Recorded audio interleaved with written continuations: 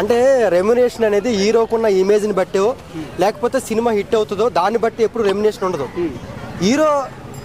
హీరోకున్న మార్కెట్ని బట్టి రెమ్యునేషన్ ఇస్తారు. సో చాలా మూవీస్కి అలా చేశారు. బాహుబలి 1కు ఒక రెమ్యునేషన్ ఇచ్చారు, బాహుబలి 1 హిట్ అయిన తర్వాత బాహుబలి 2కి ఒక రెమ్యునేషన్ ఇచ్చారు. మార్కెటింగ్ ఏదైతే ఉందో అది మార్కెటింగ్ పుష్ప 2కి అల్లు అర్జున్కి ఇద్దరికి కలిపి మ్యాచ్ అయింది. ఇద్దరు ఇతను అల్లు అర్జున్ గారి ఇమేజ్ పుష్ప 2 మూవీ ప్లస్ ఇతను మార్కెటింగ్ చేసిన విధానం ఈ రెండు మ్యాచ్ అయినాయి కాబట్టి అతనికి ఎక్కువ రెమ్యునేషన్ రావడం జరిగింది. కాబట్టి ఒక వ్యక్తి హీరోకున్న ఇమేజ్ని బట్టో లేకపోతే సినిమా హిట్ని బట్టో రెమ్యునేషన్ రాదు. సాధ్యమైందంటే మార్కెటింగ్ బలంగా చేశారు కాబట్టి. జనరల్గా మూవీస్ అన్నీ శుక్రవారం రిలీజ్ అవుతాయి కదా, ఇది గురువారం రిలీజ్ చేస్తున్నారు. ఏంటి సెంటిమెంట్గా అన్న చేస్తున్నారు అనుకోవాలా, లేకపోతే ఏదైనా అందులో లాజిక్ ఏమైనా ఉందని అనుకోవాలండి? అంటే లాజిక్ ఏం కాదు. ఇప్పుడు ఏపీ స్టేట్లో కొంచెం కాంట్రవర్సీ అవుతుంది. పవన్ కళ్యాణ్ ఫ్యాన్స్ కూడా కొంత చాలా యాంటీగా ఉన్నారు. కాబట్టి ఇది ఏదైతే భారీ బడ్జెట్ మీద రిలీజ్ అయ్యే ఏ మూవీస్ అయినా సరే మాత్రం ఖచ్చితంగా వాళ్ళు ఓపెనింగ్స్ మీద ఎక్కువ డిపెండ్స్ అయి ఉంటారు. సో మనకి ఓపెనింగ్స్ ఎప్పుడు Friday, Saturday, Sunday. So 3 days. So 1 week లోపు వీళ్ళు 10 days లోపు టార్గెట్ చేస్తున్నారు. సో మనకి గురువారం ఎప్పుడైనా రిలీజ్ చేస్తే ఒకవేళ ఏదైనా ఇబ్బంది కలిగి ఏదైనా గొడవలు జరిగి ఏదైనా అయితే మాత్రం దాన్ని గురువారం సరిదిద్దుకొని ఫ్రైడే, సాటర్డే, సండే 3 రోజులు కూడా మార్కెటింగ్ పరంగా ఏ రకంగా డ్యామేజ్ కాకుండా సో గురువారం రిలీజ్ చేస్తారు, లేకపోతే ఫ్రైడే రిలీజ్ చేస్తారు. సో మన ఓపెనింగ్స్ డ్యామేజ్ కాకూడదు కాబట్టి ఏమైనా డ్యామేజ్ అయ్యే అవకాశం ఉంటుందో చెప్పలేము కదా.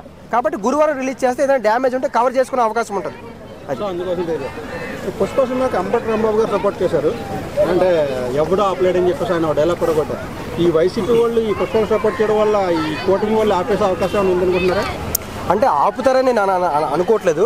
కానీ ఎవరు ఆపలేరు అని అనడానికి కారణం ఏంటంటే ఎవరైతే పవన్ కళ్యాణ్ ఫ్యాన్స్ కొంత కాంట్రవర్సీ చేయడం లేకపోతే ఇచ్చేయడం జరుగుతుంది. ఆల్రెడీ పార్టీ వేజ్గా డివైడ్ అయ్యి ఫ్యాన్స్ కూడా అల్లు అర్జున్ గారి ఫ్యాన్స్, పవన్ కళ్యాణ్ ఫ్యాన్స్ డివైడ్గా ఉన్నారు.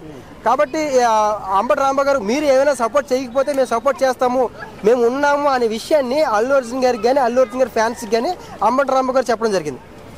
అంటే ఈ అన్ని పార్టీల వాళ్ళు అల్లు అర్జున్ సపోర్ట్ చేస్తున్నారు అనుకోవాలా, లేకపోతే అంబటి రాంబాబు గారు వైసీపీ నుంచి కాబట్టి ఆయన సపోర్ట్ చేయడం వల్ల ఆయనకి నష్టం, అల్లు అర్జున్ నష్టం జరిగే అవకాశం ఏమైనా ఉందంటారా? అంటే అంబటి రాంబాబు గారు చేసిన వ్యాఖ్యలు అల్లు అర్జున్ గారికి కొంత లాభం ఉంటుంది, కొంత నష్టం ఉంటుంది. ఫ్యాన్స్ ఏదైతే ఊహాగానాలు ఉన్నాయో ఈ పార్టీకి సపోర్ట్ చేస్తారని ఊహాగానాలు ఏమన్నాయో వాటిని అల్లు అర్జున్ గారు చేసిన స్టేట్మెంట్ వల్ల, ఎవరైతే అంబటి రాంబాబు గారు ఇచ్చిన స్టేట్మెంట్ వల్ల అవును నిజమే అన్న ఫీలింగ్ కలిగేలాగా ఉంది. ఒకవేళ అది నిజమని ఒకవేళ మన పవన్ కళ్యాణ్ ఫ్యాన్స్ ఫీల్ అయితే మాత్రం ఖచ్చితంగా అది ఇంకా బలంగా యాంటీ అయ్యే అవకాశం ఉంది. అయితే అల్లు అర్జున్ గారి ఫ్యాన్స్ కూడా కొంత అడ్వర్టైజ్మెంట్ ఉంది. ఎందుకంటే ఫైనాన్షియల్ పరంగా కొన్ని సినిమా థియేటర్లో ఆడకపోయినా సరే ఈ అంబటి రాంబాబు గారు అయితే వైసీపీ పార్టీ సంబంధించిన కొంతమంది క్యాడర్ చూసే అవకాశం ఉంటుంది. ఎందుకంటే అంబటి రాంబాబు గారు మాజీ మంత్రిగా పనిచేశారు, వైసీపీలో చాలా కీలక నేత. కాబట్టి నేను ఎదురు చూస్తున్నాను అంటే వైసీపీ వాళ్ళందరూ ఎదురు చూస్తున్నారు అన్నట్టుగా ఆయన మాట్లాడారు. సో జర్నలిస్ట్ కూడా ఆ క్వశ్చన్ అడిగారు. సో ఒకవేళ ఎవరైనా ఇబ్బంది పెట్టినా సరే మేము ఉన్నాము అనేది విషయం చెప్పారు అన్నమాట. అంటే కూటమి ప్రభుత్వం ఆపే అవకాశం ఉందని మీరు అనుకుంటున్నారా? అంటే మూవీని ఆపుతారని నేను అనుకోవట్లేదు. ఆపుతారని నేను అనుకోవట్లేదు. కానీ ఫ్యాన్స్ మాత్రం కొంత దీనికి దూరంగా కానీ వ్యతిరేకంగా కానీ చేసే అవకాశాలు ఉన్నాయని మన వార్తలు వస్తున్నాయి. అది పవన్ కళ్యాణ్ ఫ్యాన్స్కి అల్లు అర్జున్ ఫ్యాన్స్కి కొంచెం కాన్ఫ్లిక్ట్ జరుగుతుంది. పవన్ కళ్యాణ్కి అల్లు అర్జున్కి ఏదో ఉందని చెప్పేసి అన్న న్యూస్ కూడా స్ప్రెడ్ అవుతూ ఉంటుంది. ఆహా షో జరిగింది కదా, అందులో అల్లు అర్జున్ గారు పవన్ కళ్యాణ్ గారు పట్ల తన వైఖరి ఏంటో ఏమన్నా చెప్పారని మీకు ఏమన్నా అనిపిస్తుందా? అంటే అల్లు అర్జున్ గారు ఏం చెప్పారంటే మీకు మాకు ఒక విషయంలో పడట్లేదు అంతే, ఆ విషయానికి మీకు ఆ విషయం వరకే అది ఆ విషయం, అంతేగాని మీకు మాకు కాదు, ఆ విషయానికి మనకి పడట్లేదు. సో ఆ విషయాన్ని నేను వ్యతిరేకిస్తాను తప్ప ఆ వ్యక్తిని కాదు అనే విషయం చెప్పాడు. అంటే పవన్ కళ్యాణ్ గారిని నేను వ్యతిరేకించట్లేదు, నేను ఆ ఒక్క విషయంలో జరిగిన కాంట్రవర్సీని మాత్రమే నేను ఆ విషయానికి ఒకటే తప్ప దానికి దీనికి లింక్ ఎట్టొద్దు అనే విషయాన్ని ఆయన ఓపెన్గా చెప్పారు, ఇండైరెక్ట్గా చెప్పారు అనుకోవచ్చు. కానీ ఆయన చెప్పే ప్రయత్నం అయితే చేశారు, కానీ ఫ్యాన్స్ ఆ రకంగా రిసీవ్ చేసుకోలేదు. అంటే పవన్ కళ్యాణ్ ఫ్యాన్స్ కూడా కొంచెం కోపంగా ఉన్నట్టు అనుకోవాలంటారా ఈ అల్లు అర్జున్ పట్ల? అంటే సపోర్ట్ మీకు లేకుండానే సినిమా ఇచ్చేసుకుంటారా అని చెప్పేసి ఖచ్చితంగా ఉంది, ఖచ్చితంగా ఫ్యాన్స్లో అది మాత్రం ఖచ్చితంగా ఉంది. పవన్ కళ్యాణ్ ఫ్యాన్స్లో ఇదైతే ఉంది, ఎవరికైనా ఉంటుంది. ఇప్పుడు అంబటి రాంబాబు గారు చేసిన వ్యాఖ్యల వల్ల అది నిజం అనిపిస్తుంది, ఇంకా ఎక్కువ అనిపిస్తుంది. దేవిశ్రీ ప్రసాద్ కూడా ఒక కాంట్రవర్సీ చేశాడు. అంటే నేను డబ్బులు ఇవ్వకపోయినా నాకు క్రెడిట్ రాకపోయినా సరే నేను నిలదీస్తాను, దాన్ని అడిగి తీసుకుంటానని చెప్పారు. ఏంటి ఆ కాంట్రవర్సీ ఏంటి? అసలు ఆయనకి మైత్రి మూవర్స్ ఎగ్గొట్టారా? డబ్బులు ఏమన్నా ఏమనుకున్నా మీకు అన్న ఐడియా వచ్చింది అసలు? అంటే కాంట్రవర్సీ అది కాదు. అతను ఏదైతే మనకి ఆడియో ఏదైతే మన ప్రమోషన్ సంబంధించిన ఈవెంట్ ఉందో ఈవెంట్లో అతను హాఫ్ అన్ అవర్ బయట ఆపారు. సో దేవిశ్రీ ప్రసాద్ అని చిరంజీవి గారికి, పవన్ కళ్యాణ్ గారికి, అల్లు అర్జున్ గారికి, మెగా ఫ్యామిలీకి చాలా దగ్గరైన వ్యక్తి. అదేవిధంగా మెగా ఫ్యామిలీకి హిట్ అయిన ఎక్కువ సినిమాల్లో కూడా ఎవరైతే దేవిశ్రీ ప్రసాద్ అతను చాలా కీలక పాత్ర పోషించారు. అదేవిధంగా చాలా సినిమాలు ఫ్లాప్ అయినా సరే మ్యూజిక్ విషయంలో ఎప్పుడు కూడా ఫ్లాప్ చేయలేదు. సో దేవిశ్రీ ప్రసాద్ మ్యూజిక్ డైరెక్టర్లో చాలా భిన్నమైన వ్యక్తి, ఆడియన్స్ పల్స్ చాలా బలంగా తెలిసిన వ్యక్తి కాబట్టి ఏ మ్యూజిక్ కూడా ఫెయిల్ అవ్వలేదు. కాబట్టి అతనికి ఈ మూవీలో పుష్ప 2 మూవీలో ముగ్గురు ఆ మ్యూజిక్ డైరెక్టర్లు పెట్టడం వల్ల అతన్ని ఆడియో లాంచ్ ఏదైతే మనకి ప్రమోషన్ సంబంధించిన ఈవెంట్ ఉందో అక్కడ కొంచెం ఆపడం వల్ల నాకు రావాల్సిన క్రెడిట్ నాకు రావాలి కదా అని ఆయన ఓపెన్ అయ్యారు. అదేవిధంగా ఏవైతే నాకు రావాల్సిన మూవీకి సంబంధించిన అమౌంట్ ఏదైతే పేమెంట్ ఉందో అది తీసుకుంటానో క్రెడిట్ తీసుకుంటానని చెప్పాడు. అతను కాంట్రవర్సీ చేయలేదు. ఉన్న ఓపెన్ విషయాన్ని ఓపెన్గా స్టేజ్ మీద చెప్పాడు. బయట చెప్పే పరిస్థితులు లేవు కాబట్టి ఓపెన్గా స్టేజ్ మీద చెప్పాడు. స్టేజ్ మీద ఓపెన్గా మాట్లాడటం వల్ల రేపు తొక్కేసే అవకాశం లేదంటారు అతను. అంటే ఒక విషయం మాత్రం వాస్తవం, అంటే ఆ వార్తలు అయితే వస్తున్నాయి కానీ దేవిశ్రీ ప్రసాద్ని తొక్కి అంత, ఎందుకంటే అతను creative music director. So very creative. ఎందుకంటే చాలా మూవీస్ వర్షం నుంచి బన్నీ గారికి ఇచ్చిన, అల్లు అర్జున్ గారికి ఇచ్చిన ఆర్య 2, శంకర్ దాదా, MBBS, జల్సా పెద్ద హిట్స్ ఇచ్చారు. చాలా very creative music director. So అలాగా మనం ఏదో క్వశ్చన్ చేశారనో లేదా తన ఆవేదన చెప్పారనో తొక్కేసుకుంటూ పోతే ప్రతి ఒక్కరిని తొక్కేయాల్సి వస్తుంది. సో క్వశ్చన్ చేసినంత మాత్రం తొక్కేయకూడదు. అతను ఆవేదన వ్యక్తం చేశాడు. సో అది నిజం ఉన్నప్పుడు దాన్ని కరెక్షన్ చేసుకోవాలి, అది తప్పలేదు. ఇంకోటి పుష్ప 2 మూవీ పవన్ కళ్యాణ్ ఫ్యాన్స్ చూసే అవకాశం ఉందంటారా? సినిమా హిట్ అవుతుందని చూస్తారా, లేకపోతే పవన్ కళ్యాణ్ ఫ్యాన్స్ కోపంతో హిట్ అయినా సరే చూడడం మానేస్తారని మీరు అనుకుంటున్నారు? అంటే ఇప్పుడు అదొక చిన్న క్లారిఫై ఉంది. అందరూ అడుగుతున్న క్వశ్చన్ ఏంటంటే పవన్ కళ్యాణ్ ఫ్యాన్స్ చూస్తారా చూడరా? ఇప్పుడు నాకు అందరికి చాలా మందికి చికెన్ అంటే చాలా ఇష్టం. చికెన్ అందరు నాన్ వెజ్ అందరు తింటారు, కానీ కార్తీక మాసంలో చికెన్ తినరు. సో పవన్ కళ్యాణ్ ఫ్యాన్స్ ఈ సినిమా హిట్ అయినా సరే ఇది కార్తీక మాసం అనుకొని కూడా ఆగిపోయి ఉండొచ్చు. చికెన్ ఇష్టమే కానీ చాలా మంది కార్తీక మాసంలో తినరు. చాలా మందికి, ఎక్కువ మందికి నాన్ వెజ్ ఇష్టం కానీ కార్తీక మాసంలో తినరు. కాబట్టి పవన్ కళ్యాణ్ ఫ్యాన్స్ కూడా ఈ సినిమా హిట్ అయినా సరే ఎవరైతే ఫ్యాన్స్ ఉన్నారో పవన్ కళ్యాణ్ ఉన్నారో అతను హట్ అయ్యారు కాబట్టి వాళ్ళు చూడడానికి కొంచెం దూరంగా ఇష్టమున్నా సరే చూడకుండా ఉండే అవకాశం ఉంది. ఇంకోటి ఈ పుష్ప 2 రికార్డులు ఏ స్థాయిలో కొడుతుందని అనుకుంటున్నారు? బాహుబలిని బీట్ చేసే అవకాశం ఎంత పర్సెంటేజ్ ఉంది? అంటే బాహుబలిని బీట్ చేయడం అంటే బాహుబలి 2 1850 కోట్ల వరకు రీచ్ అయింది బాహుబలి 2.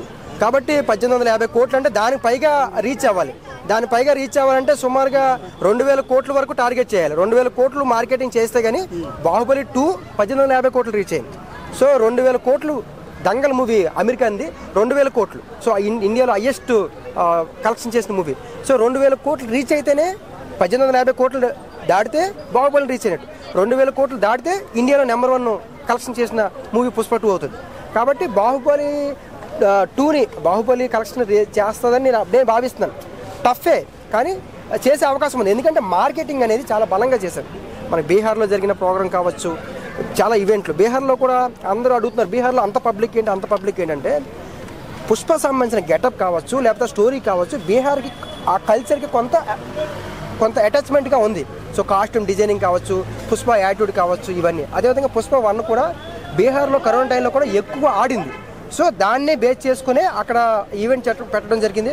అక్కడ కూడా మన బీహార్లో కూడా ఎక్కువ కలెక్షన్ వచ్చే అవకాశం ఉంది. కాబట్టి ఇక్కడ ఒకవేళ మైనస్ అయినా సరే మాత్రం నేషనల్ వైజ్గా బయట స్థాయి ఆల్రెడీ పుష్ప 1తో బాగానే రీచ్ అయ్యింది. అది అంతా పరిచయం అయిపోయింది నేషనల్ వైడ్. సో ఈ పుష్ప రీచ్ అయ్యే ఛాన్స్ ఎంత పర్సెంటేజ్ ఉందంటే అని చెప్తారు?